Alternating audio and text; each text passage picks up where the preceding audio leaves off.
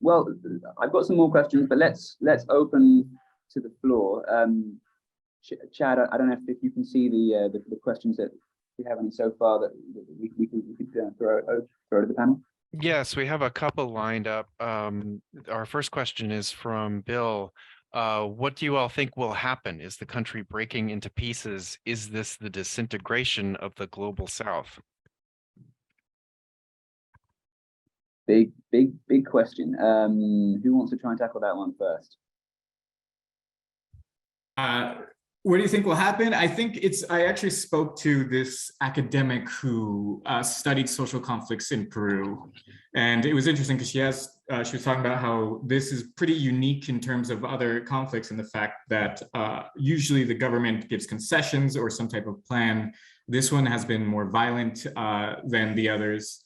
And she was talking about kind of it coming in waves, kind of like what Rodrigo said, that now, because most of the protests are happening in this informal economy, people need to go and like collect funds. They need to rest. They need to get supplies in because a lot of cities are blockaded and they can't get supplies. So this is definitely like a lull.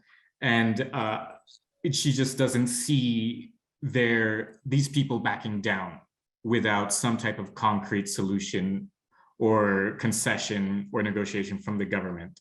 So it's very complicated to ever predict what happens in Peru, but I think kind of in the short term, things aren't looking well for uniting the country. If anything, kind of the rhetoric from the government and everything that's been happening has been further dividing it. And I don't know where that would go. I don't know if will lead to the disintegration of the global South. I think that might be a little too much to say off of this, but it's definitely not, for Peru at least, going towards a path of conciliation so far. No, and also I think that the problem is that if even if the government called a new election, they are not candidates because they are not like political parties that anybody like or they are organized.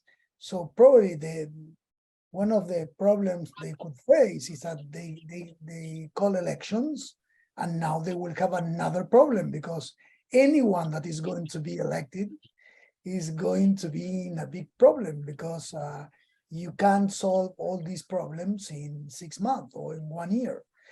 So that's why I think it's I agree with Alex. It's very complicated because people want a new constitution, people want a new Congress, and people want a new president altogether. Plus, the problem now that the government is facing is that they are not like great leaders that are leading these protests. So you want all these things, we need to negotiate that, but with whom? Because you have like a whole province that is all together like protesting in Puno, in Ayacucho, in Apurímac, in Cusco, but there is not a leader to talk and to say, okay, it's not in Bolivia, Evo Morales, years ago that he was the leader of the protest. So you have to talk to him or to their people to negotiate a solution for Bolivia. The problem here is that right now, there is not that, so I think that makes things even more complicated.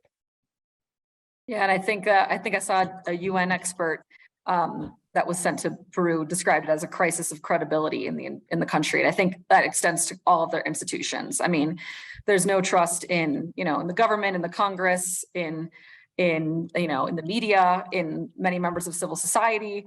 It just seems like there needs to come, they need to see some sort of someone step forward that inspires trust and credibility and confidence. And it seems like that's really lacking at every level. Just to push on one of these things, this sort of crisis of confidence in the institutions. Alex, I know you spent several days ensconced inside Congress. And Congress, I think, has about a 5% or so approval rating in Peru, incredibly low. What was that experience like? Seeing the kind of the inside of the sausage, watching the Congress try and move towards new elections. Well, what did you get from that in terms of this sort of ungovernability of the country? Yeah, it was a very fragmented sausage, not very united. And I guess most of it too, it's just that there is very little kind of incentive for a lot of them to work together. Maybe there seemed to be no urgency in solving this crisis. A lot of politicians there seemed to be interested in kind of promoting their party, promoting their own career, kind of doing things for, you know, what's small, for small reasons, not necessarily for what could be best for the entire country. And yeah, it just seemed like just a disconnect with the lack of, a disconnect with kind of what was going on in these other parts of the country, like Puno and Cusco. And they just, it felt like the urgency wasn't there. And the urgency was more towards kind of scoring political points.